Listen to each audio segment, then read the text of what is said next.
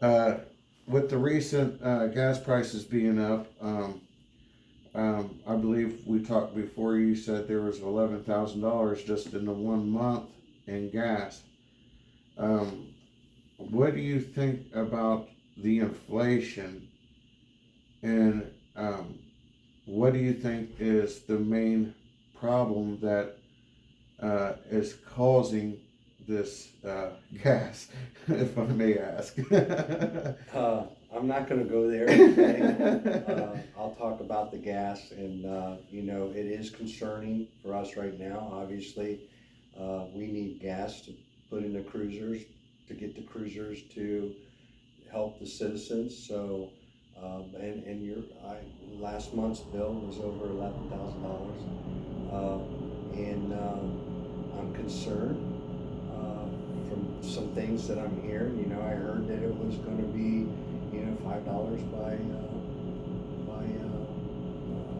the first part of June, and here we are. Where it's some places it's at 5. And I've heard, that later on throughout the year it's going to get up to around 10 something. That concerns me.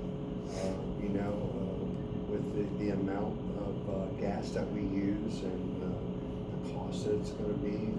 I don't know where we're going to be at by then, but I know that the commissioners are aware of it. I've spoke to them about it, and I'm sure when we get further down the road, we'll come up with some kind of plan.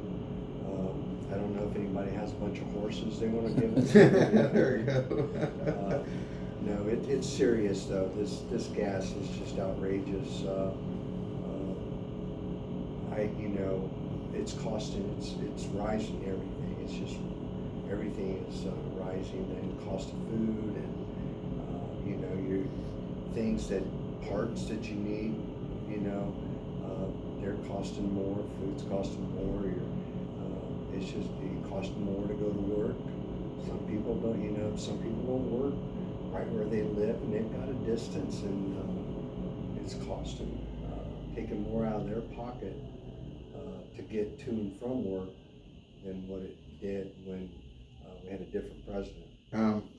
Now, does is that affecting the food cost for the Shelby County Jail? How much? How big of a hit are we taking? Right now, I from don't the think we're inflation? not taking much of a hit on that because that's all contracted out, and that it's a contract service, and it's based on the number of inmates that we have. The less inmates you have, the more it costs you to feed them. The more inmates you have, the less it costs you to feed them per meal. Okay. Do you think the rise in food costs and fuel costs are going to make an increase in crime? I hope and pray that it doesn't, but I think when you start getting up to some of the figures that I've seen that have been projected, yes, that will definitely rise crime. If gas gets up to $10 a gallon, I don't know that there's anybody. Gas has never been that high, and that's going to be a shock to a lot of people if it gets up